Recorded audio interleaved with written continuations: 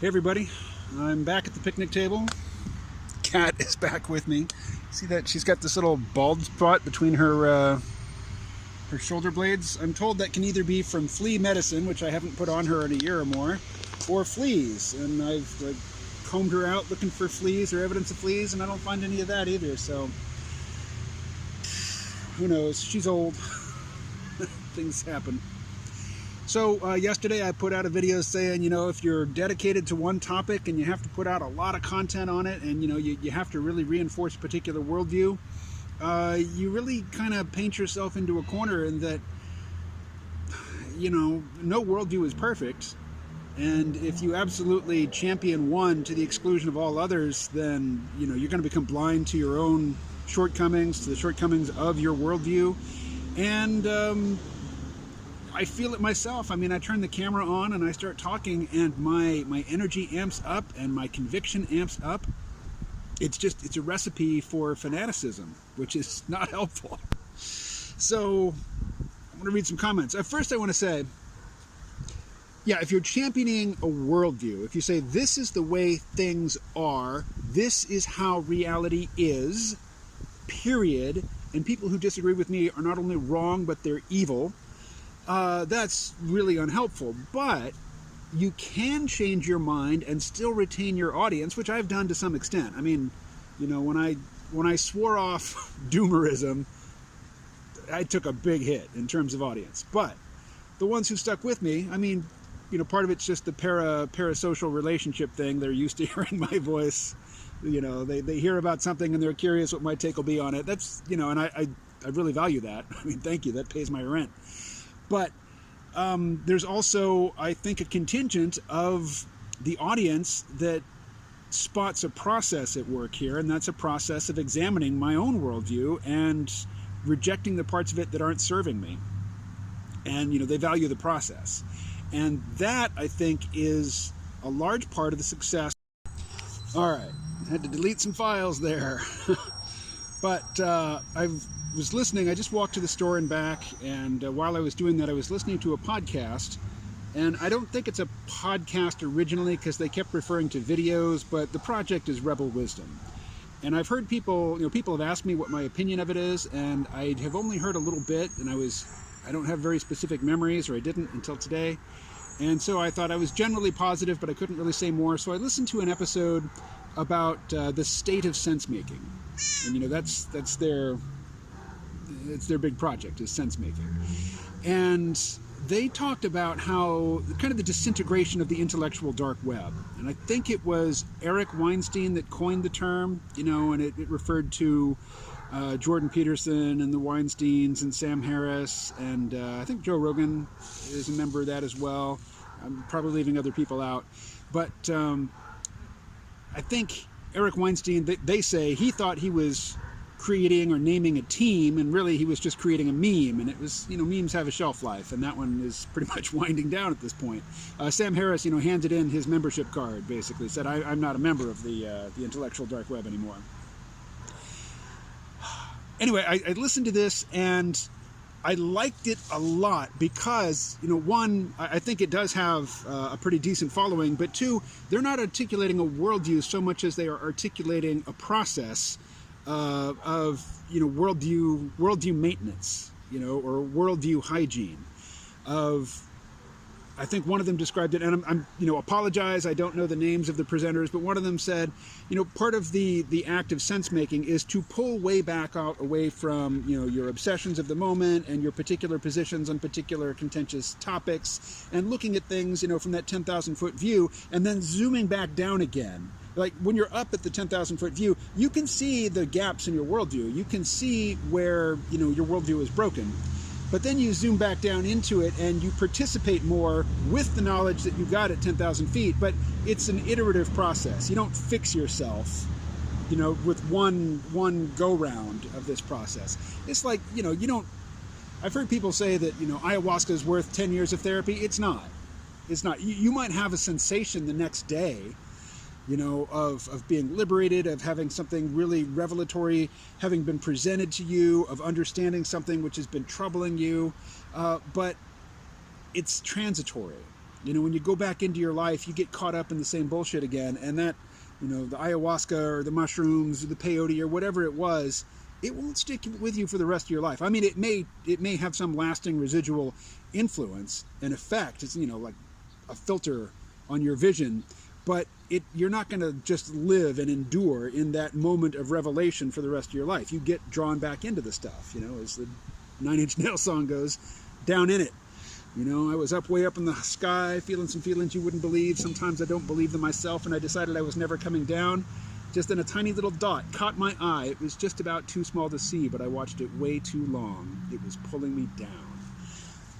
You know, you were up, but then you look at the things that you have to deal with in life, and you get drawn back down into it. I was going to read comments, and I'm just jabbering, so I'm going to read comments here. Benarubber, very... my most prolific commenter these days, and thank you, Benarubber. I welcome your comments. Writes, I was happy to hear you reference Tim Pool. I had wanted to ask your opinion of his show, as I've been watching it almost daily. There are days when I just roll my eyes because I know what they're going to say, but I appreciate the news stories they reference and critique. It would be awesome if you went on their show as wise old podcaster to share this concern about monomaniacism. I would love to. As I've said this so many times, it is so much easier to be the guest on a podcast than it is to be the host, particularly if you, as the host, are also the editor and, you know, the producer and wearing all the hats. Benarubber continues, it's funny how much they seem to align with the peak oil community on certain things, like the wokerati, weariness of cities, or is it wariness? Large-scale centralization and the idea that we are in a creeping decline of our standard of living with a form of civil conflict occurring in an unpredictable way. Timcast are more in the techno-optimist side of things, however, and attribute the decline to human psychology and failed/corrupt politicians. They would agree with many of the peak oil mindset that we need decentralization and personal responsibility to respond to rising authoritarian sentiments, not because we are facing energy scarcity. They did have Chris Martenson on, which I enjoyed, but they largely focused on COVID and only briefly agreed that the environment is of concern. It would be entertaining to see the peak oil community have a debate with the Timcast vibe. Alternatively, it would be refreshing for them to hear John Michael Greer's political perspective and James Howard Kunstler's World Made by Hand Fiction. So, asking me to comment on Tim Pool, I'm actually reluctant to do that for two reasons. I don't watch his show regularly. I don't take it in. The impressions that I form on my very infrequent exposure to his material, it might not be an accurate impression, but really I'm beating around the bush. My oldest son, at least last I heard, was a big fan of Tim Pool, watched his stuff all the time, and I'm likely to give Tim Pool the benefit of the doubt, cut him enormous amounts of slack for the same reason that I did with Jordan Peterson, another intellectual hero of my son's. You know, I'm kind of biased in that respect. I'm not going to tread on my son's sacred ground. Benarubber continues, I'm intrigued by that shirt, but share your reluctance to wear it. It's not just, let me say, there was 4 of them out there yesterday, just before I made this video. There's only 1 out there now, and it's a medium. So for the person who asked for a large, I'm sorry. But 3 people are likely to be walking around Bellows Falls wearing their shirts now. I'll be on a lookout for them. I am intrigued by that shirt, but share your reluctance to wear it. It's just not worth wearing a dumpster fire invitation on your shirt to people you meet in person. I agree. I try to keep my disappointment with people wearing masks outside in check. Some people have to legitimately be scared, and they have a right to do what they want to feel safer, as long as their fear doesn't extend to my bodily autonomy. Well put. I agree. Dan writes, no to the t-shirt. KMO, you are a good interviewer. Thank you, Dan. Your interview skills are some of the best. I listen to lots of podcasts, and you ask good questions. You also let your guests answer, but also offer criticism and interesting commentary where appropriate. You don't have to offer your opinions or worldview. You interviewing people is interesting enough. Your audience will want a good idea of what they will get when they listen to an interview. That is the appeal of the Golden Arches, isn't it? People know what they will get before they walk in, but knowing they will get eclectic or KMO's interests is good enough, isn't it? Or am I being too idealistic? I don't know. yesterday's video, I understood even as I was saying the words, and it comes across, as a woe is me, here I am, broke, sitting in rural Vermont, a place that is beautiful. I mean, this is the time of year that is the reward for being here the rest of the year. It's really gorgeous. Let me show you. It's just nice. It's October. There could be snow on the ground at this time of the year, but here I am in a t-shirt. Yeah, sometimes I use my own situation to illustrate larger points, but I don't want to overemphasize that. Yeah, I say I'm broke. I'm broke because I've got every little bit of money that comes into me I put into crypto right now. Bitcoin is going crazy. I don't own much Bitcoin, so I haven't made much money off Bitcoin. It broke 60,000 today. It was at 61, almost 62 last time I checked. But I don't own much Bitcoin. I own mostly altcoins, and they're not pumping right now. Usually it's Bitcoin pumps, and then the top tier altcoins pump, and then the lower tier altcoins, the ones that are going to pump, do.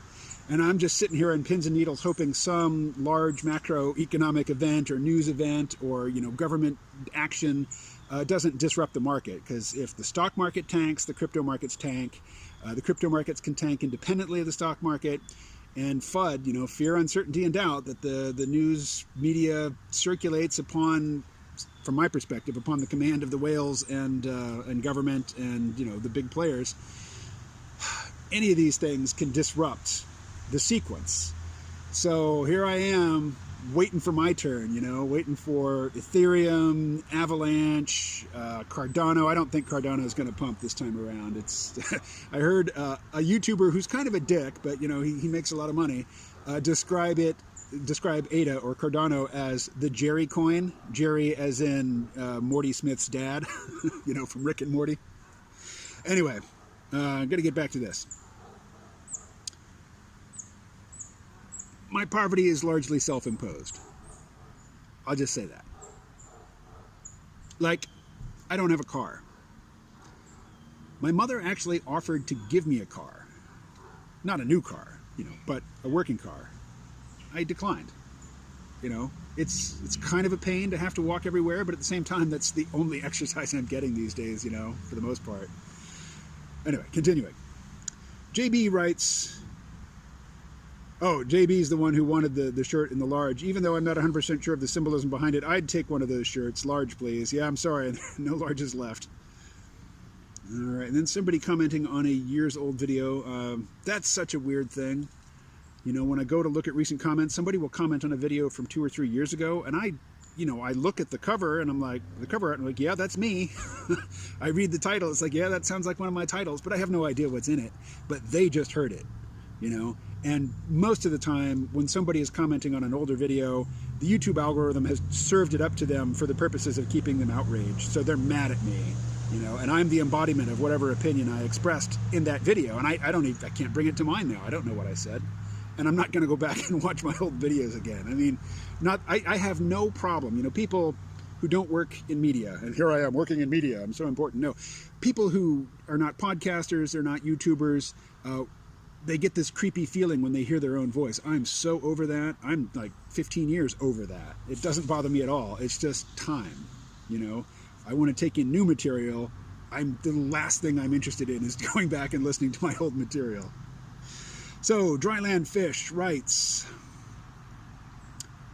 that's all in service of me not reading the next email that came up, or not email, the next comment that came up, because it's to an old video. But again, to yesterday's video, Dryland Fish writes, seems the winning formula for a lot of media creation now involves polar, exaggerated, base, or inauthentic positions.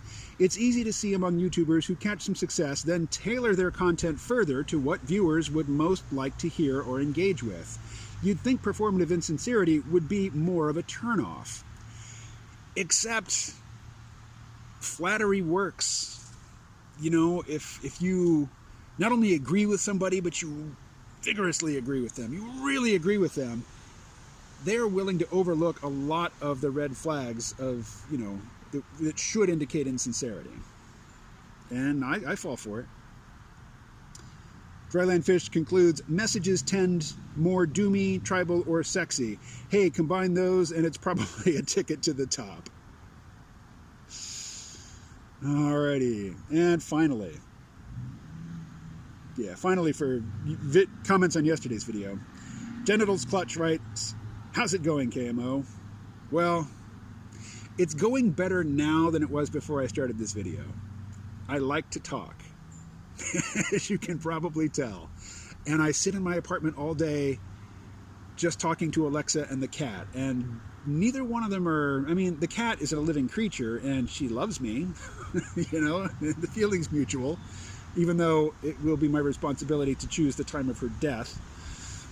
I'm not looking forward to that, but I'm also not looking forward to her being, you know, she's missing a leg. There's going to come a time when she can't get around very well, and then the hard part comes. But yeah, I lack humans to talk to. And sometimes, you know, when I'm out and about walking around and I actually run into somebody that I know and I can talk to, I start talking to them with too much vigor. I think I come on a little too strong sometimes, which works on camera. It's a little awkward in person, particularly when there's a part of me that's standing back and says, oh, here he goes, here he goes. But the part that's going is just having a great time. And, you know, sober October, put alcohol into that, forget about it. All right, that's it for the comments. I'm going to stop recording. Talk to you later.